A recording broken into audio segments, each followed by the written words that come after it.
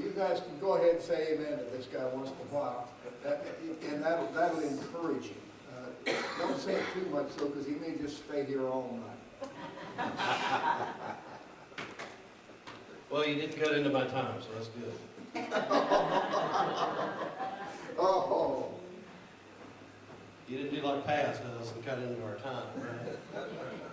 Tonight I only had one preacher to follow. That's a good thing. Tonight, how many of you love different? How many of you love getting up every day and having something different? Having a different routine? None of you? Oh, there's one.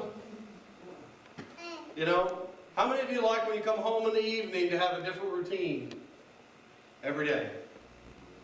Come home and something you didn't know was going to happen. The toilet backs up. You know, the shower backs up. oh, no.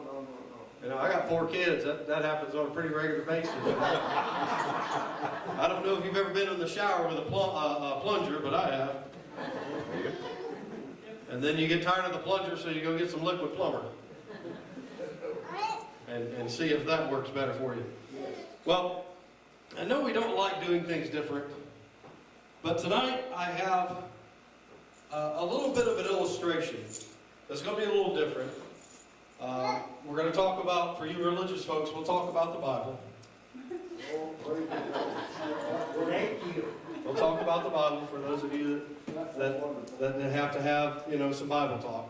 But what I want to do tonight is I want to share with you a concept. And it's a concept that if you will go with me on this short journey that we have just a few minutes to go with tonight, that my hope is that you'll get something out of it that you can take with you to use throughout the rest of your week. Now, how many of you like the sound of that? Yeah, that's good. Yeah, amen. Well, it's going to be different. So sometimes different's good. Can we all agree on that? Oh, yeah, amen. Sometimes different is good. Brother Randy, can you help me, please?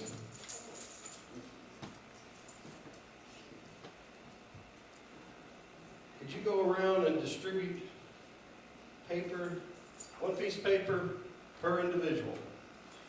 If everybody needs a pen, if you do not have a pen, I've got a few extras. Anybody need a pen?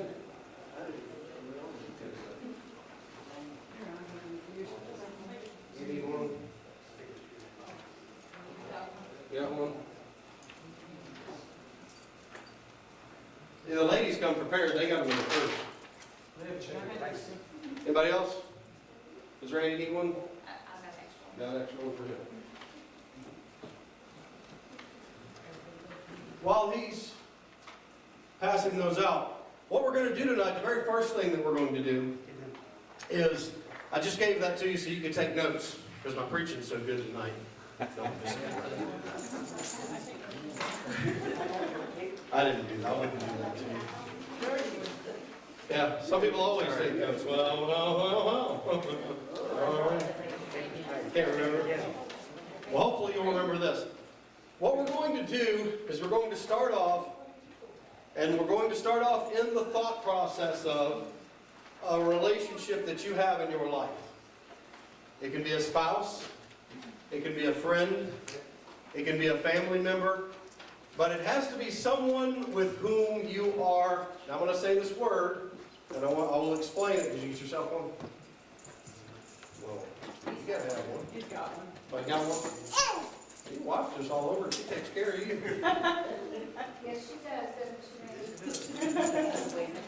It's someone with whom you are intimate with. Now, when I say that, I don't mean physically intimate. I mean someone you know a lot about, someone that you're with a lot, someone that you have what we would consider an intimate relationship.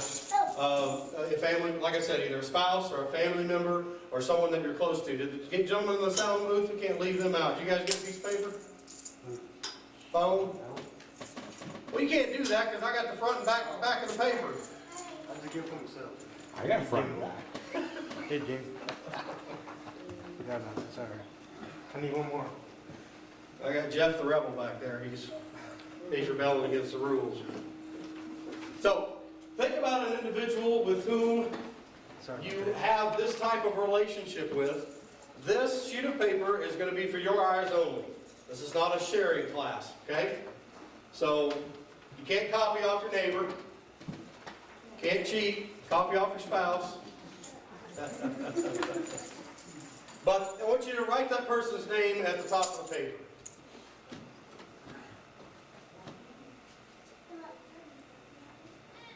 You can't cheat.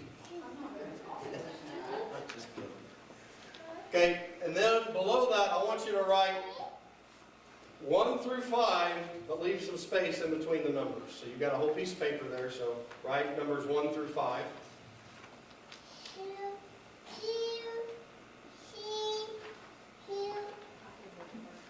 What's that? Oh, Furphy, you always got one.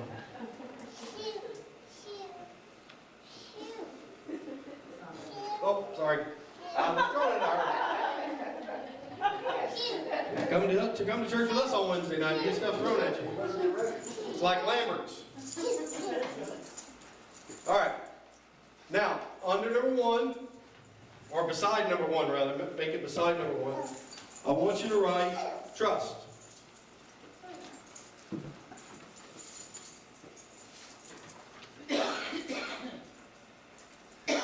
Beside number 2, write honesty.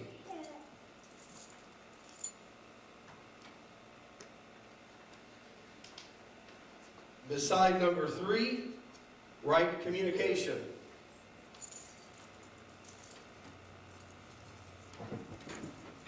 I think it's COMM. Or you can abbreviate. Beside number 4, write connection.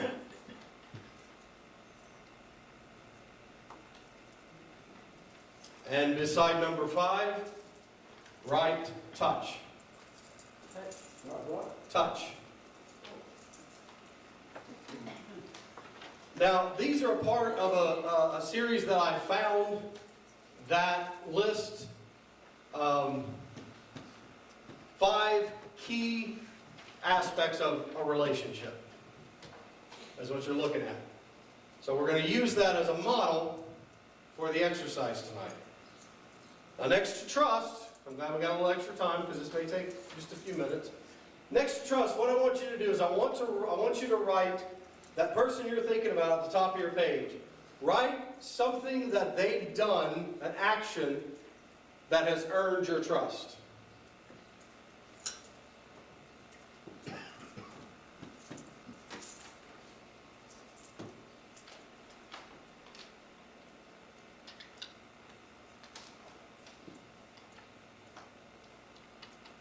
And then when you're done writing, look up at me so I know everybody's done. I wore my cowboy shirt so everybody had to look at it all night.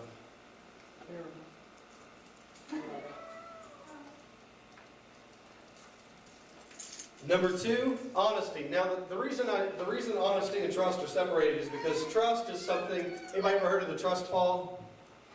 Where somebody stands behind you, close your eyes, and fall, and you have to trust that they're going to catch you. That's trust.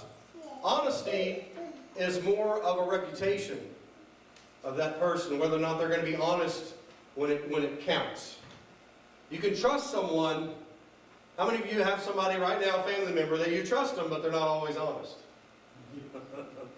You know? Yeah. Everybody's got that. So you don't have nobody in your life that... No, we don't all tell the truth all the time. So, write down an action that they have done that has made you think that they were honest, that they would be honest with you when it came down to it. Whether it was a difficult situation or otherwise.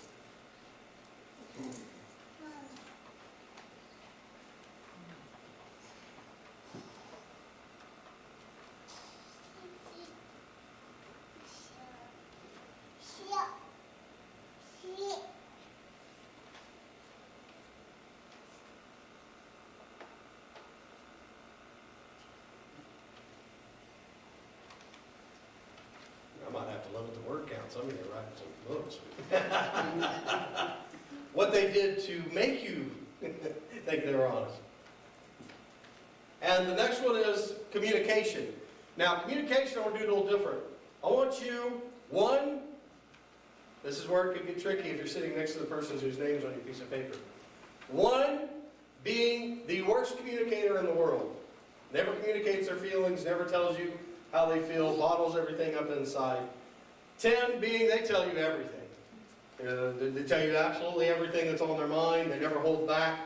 I want you to rate this person's communication level from 1, hold everything in, don't communicate, don't talk, to a 10, telling you everything. Sometimes you wish they just shh. Sometimes you don't want to ask them how their day is, because you know they're going to tell you. There was something like that. Back, hip, leg, toe.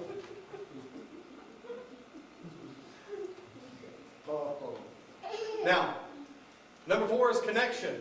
Now, what connection is how connected, we're going to do another rating.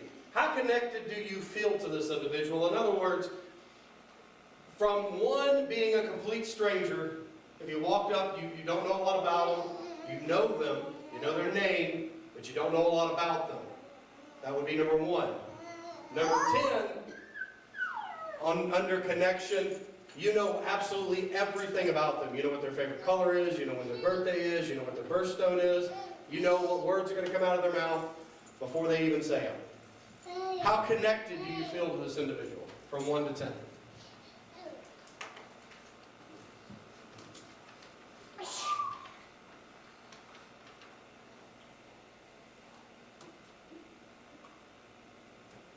You can laugh about something, it's okay. Sneeze? She whistles. Oh. Why, thank you.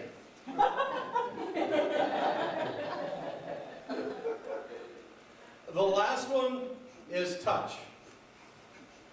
How often, when you come in contact with this person, whether it's a hug, whether it's a touch of hand, whether it's them smacking you on the face, whether it's... When it comes to touch, how often does touch happen in your relationship? You can say not often, very rare, often, extremely often. Talking about hugging, we're talking about touch. Anything that deals with touch.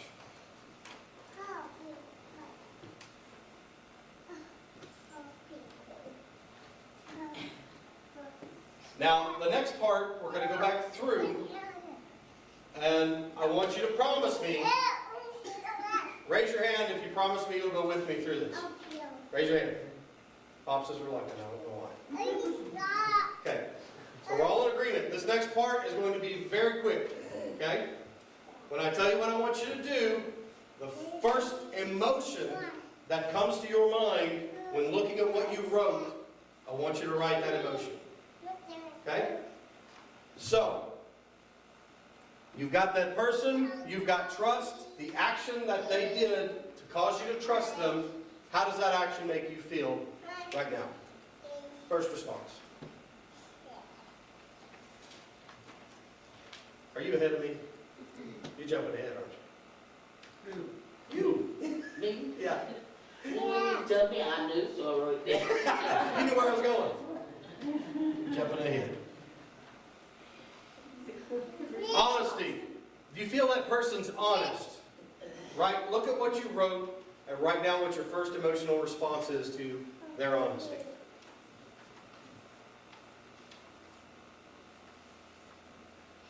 Thinking about their communication method, whether it's between the 1 and 10, where it is in that communication. When you're communicating with this individual, how does it make you feel? What feeling do you feel right now thinking about talking to this individual or communicating with this individual?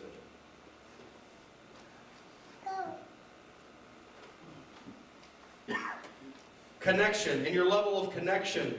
If you knew that you were getting ready to come into contact with this individual, and you look at how connected you feel to them, what emotion does that spark?